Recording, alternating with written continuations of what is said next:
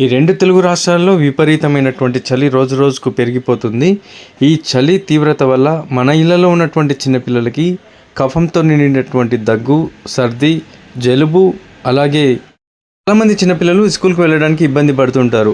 మీ ఇళ్లలో ఎవరైనా చిన్నపిల్లలు సర్ది దగ్గుతో ఇబ్బంది పడుతున్న వారికి మన ఇళ్లలో ప్రతిరోజు అన్నం వండుకొని అన్నాన్ని ఉడికించిన గంజి ఏదైతే ఉంటుందో ఆ నీళ్ళలో కాస్త బెల్లం వేసి మరిగించిన ఆ నీటిలో కాస్త బెల్లం వేసి కాసేపు అయిన తర్వాత డ్రై పుదీనా అనేది మార్కెట్లో దొరుకుతుంది. అది కాస్త తెచ్చుకున్న తర్వాత దాన్ని ఒక్కొక్క ప్రాంతంలో హర్రకని కూడా పిలుస్తుంటారు.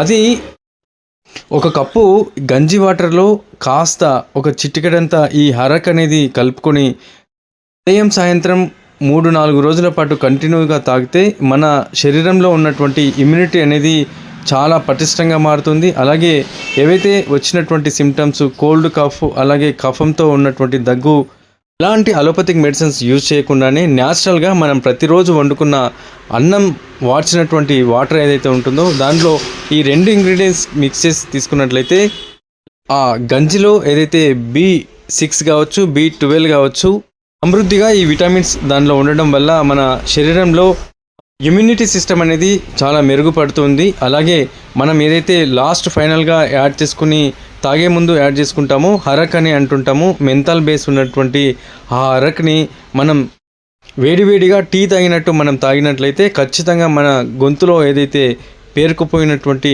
కఫం ఉంటుందో అది క్రమం తప్పకుండా ఇవి పాటిస్తే 2-3 రోజుల్లో ఖచ్చితంగా మనకు వచ్చినటువంటి కోల్డ్ సిమ్టమ్స్ ఈజీగా తగ్గిపోయే అవకాశం ఉంటుంది. మంచి టేస్టీగా కూడా ఉంటుంది. ప్రతిరోజు తీసుకోవచ్చు. చాలామందికి ఈ టీ కాఫీ అనేది హ్యాబిట్గా ఉంటుంది. ప్రతిరోజు మనం 2-3 సార్లు టీ కాఫీ తాగంది మనకు మన శరీరం సహకరించకపోతుంటుంది. ఎందుకంటే మన ఒంట్లో ఉన్నటువంటి చలిని తట్టుకోవడానికి టీ కాఫీస్ తాగుతూ ఉంటాం. ఇది క్రమం తప్పకుండా అట్లే రోజుకు 2-3 తాగినట్లయితే ఖచ్చితంగా చాలామందికి హెల్త్ సమస్యలు అయితే ఏర్పడుతూ ఉంటాయి. గ్యాస్ట్రిక్ కావచ్చు, అలాగే స్టమక్ రిలేటివ్ డిసీజులు ఏర్పడుతూ ఉంటాయి. కాబట్టి పెద్దవారిని చూసి చిన్నపిల్లలు కూడా ఇంట్లో టీ కాఫీస్ అయితే విరివిగా తాగుతుంటారు.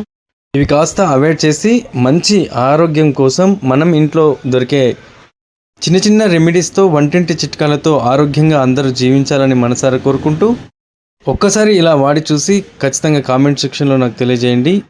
ఈ చిన్న ఇన్ఫర్మేషన్, హెల్త్కి సంబంధించిన ఇన్ఫర్మేషన్ మీకు యూజ్ అయిందని నేను భావిస్తూ ఈ వీడియోలో ఉన్న కంటెంట్ మీకు యూజ్ అయిందని నేను భావిస్తున్నాను. ఒకవేళ ఈ వీడియోలో ఉన్న కంటెంట్ మీకు కనుక యూస్ఫుల్ అయినట్లయితే ఖచ్చితంగా కామెంట్ చేసి like and share, subscribe my YouTube channel.